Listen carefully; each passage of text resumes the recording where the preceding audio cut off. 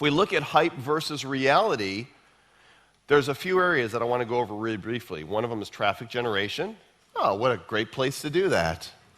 One of them is content creation, and one of them is the areas of social media. Let's take them one at a time. First of all, red is a warning, traffic generation warnings. If you come across an automated system, run. Now, for the record, I have made it a point to not listen to any speakers before me or after me because I don't know what anybody's going to say. And I don't want to be accused of saying, Joel, you just shot holes in what I'm trying to teach. So I'm being honest about that. I won't be listening afterwards either. So my apologies if it offends somebody. Most automated systems for traffic generation are based on a gimmick or a fad, something that worked at some point, but by the time somebody's ready to sell a product to you on it, ceases to work. Are there exceptions? Yes. By and large, most of what I've seen being sold does not meet the test.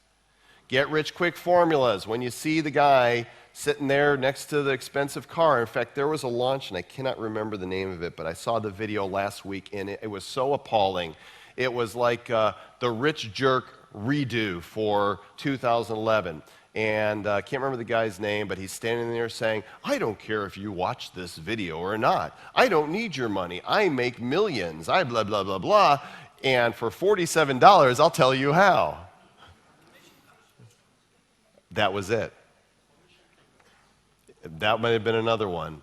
I'm not going to say the name. You guys can tell each other if you want to, because I don't want to bash any individuals. I want to say that method of marketing, it's not healthy. By the way, they're selling a ton of that product, but their refund rates are going to go whew, like that.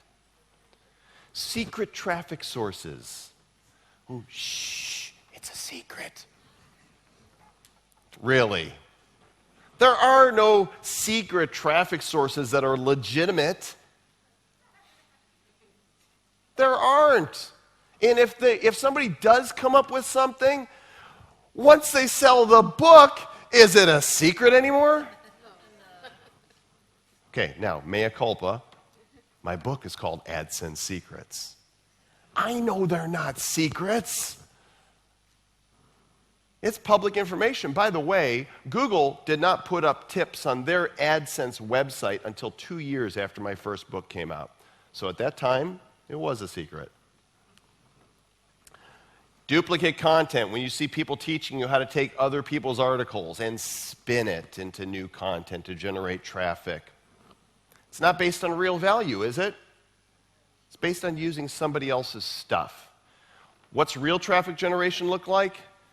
It looks like using tried and true methods, and I'm going to go into some of those here briefly, but the traffic that I generate to my sites, we get 500,000 visits each month to my sites. 90% of it is organic. Think we know a little something about generating traffic? How'd you like to get that much organic traffic to your sites? Let's talk about SEO real briefly. There's bad SEO and there's good SEO. Let's say you want to send traffic to whatever your site is .com. In this case, it's mysite.com. Search engine exploits. Finding holes in the Google machine, as it were, to drive traffic. Guess what happens when Google finds holes? They patch them.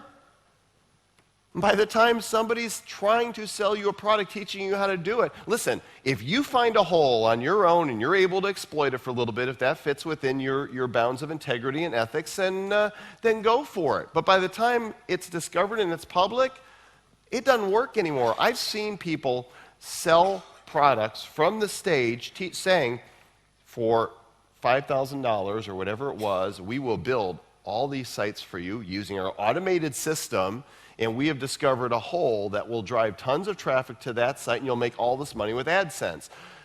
This person sold probably $250,000 worth of product from the stage to the unsuspecting audience, and then could not deliver, and they had to refund every single one of them. It's old. It happened a couple years ago. I'm not going to talk about them. Link farms. Bad SEO.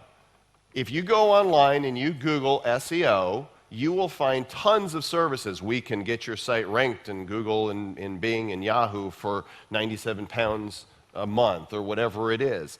We have looked and analyzed because we've been doing this for so long, and so many of them use bad SEO, such as link farms, which are pages that are set up for the express purpose of pointing to your site. Secret traffic sources, we talked about those. And keyword stuffing. Many teachers, if we can call them that, will say that you are supposed to stuff your pages with keywords. And when you do this and point this type of traffic to your site, that's what happens. You effectively kill your site with the search engines. They say, this is bad. They're trying to game the system. They're using practices that are not based on real-world use. In other words, write this down. Google likes things as they are in the natural world. Google likes things as they are in the natural world. When the natural world works like this. A site that has authority links to your site. That's good with Google. We like that. You get points for that. A site that is relevant to the content on your site links to your site. Google likes that. A site that's getting organic traffic from other sources, that has content that is being created on a regular basis, that's not duplicate but is original. Google likes that. It's natural. When you do things in the unnatural world, it's not winning. Let's not call it winning, okay? Anything but winning. It is, bad SEO is the equivalent of one of our most prized exports. And on behalf of Americans everywhere, I apologize. SEO done right is SEO that makes sense. Again, pointing to our site, but with what? With relevant site linking campaigns.